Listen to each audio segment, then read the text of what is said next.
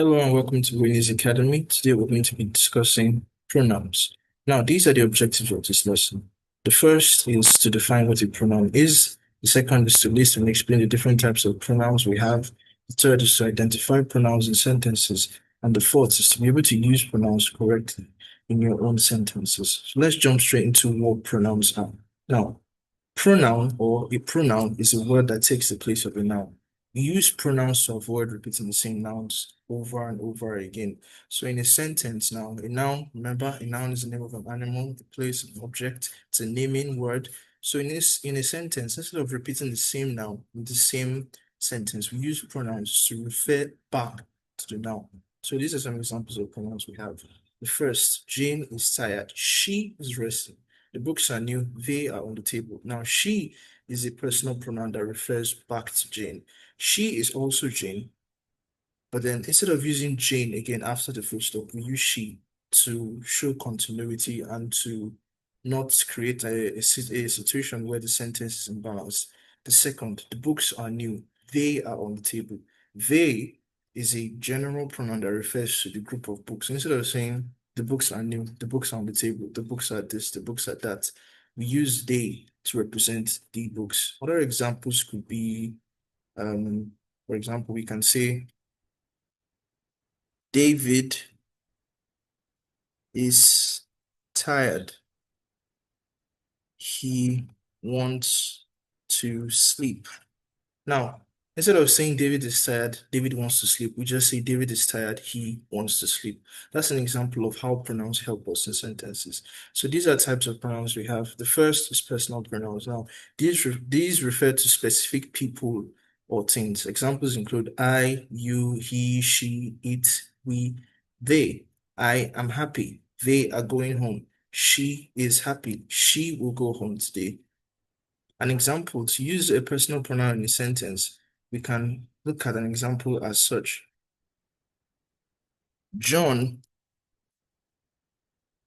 went to play ball. He won. Now, instead of saying John went to play ball, John won, we have used he to replace John. And by using he, we are not talking about somebody else, we're still talking about John. So saying John went to play ball, he won, we are still talking about John, we're still referring back to the original noun in the sentence, which is John. Now, other examples of pronouns include possessive pronouns as well. Now, these show ownership or possession. Now, examples include mine, yours, his, ours, its, ours, or theirs. An example would be that pencil is mine, that pencil is yours, that ball is his, that ball is hers. They refer to or they show possession and ownership. Other examples would be reflexive pronouns, which are sort of like a mirror. They refer back, they refer directly to the subject, the original noun in the sentence. Examples include myself, yourself, himself, herself, itself, ourselves, yourselves, and themselves. She made the dress herself. He played ball. He plays ball by himself. We did this by ourselves. Those are examples of reflexive pronouns. The fourth would be demonstrative pronouns. Now, these point to a specific thing. Now, examples include this, that, these, and those. These are all examples of demonstrative pronouns. They point to a specific thing in a specific environment. This is my bag. Those are your book. That is the ball. That is the car. They point and they help us, they direct the information in the sentence to a specific thing. The fifth is interrogative pronouns, and these are used to ask questions. Examples include who, whom, whose, which, and what. Who is knocking at the door? Whose bag is that? Those are examples of interrogative pronouns. The sixth we have is relative pronouns. These connect a clause or a phrase to a noun or a pronoun. Now, we all know the difference between phrases and clauses. The phrase doesn't have a final verb and such. And so a relative pronoun helps us to connect two clauses or two phrases together to make more sense, to give more information on the noun in question in that sentence.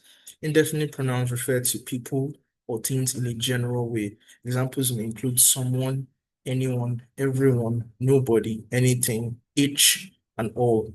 Those are examples of indefinite pronouns. Now, uses of pronouns. These are the different uses of pronouns that we have.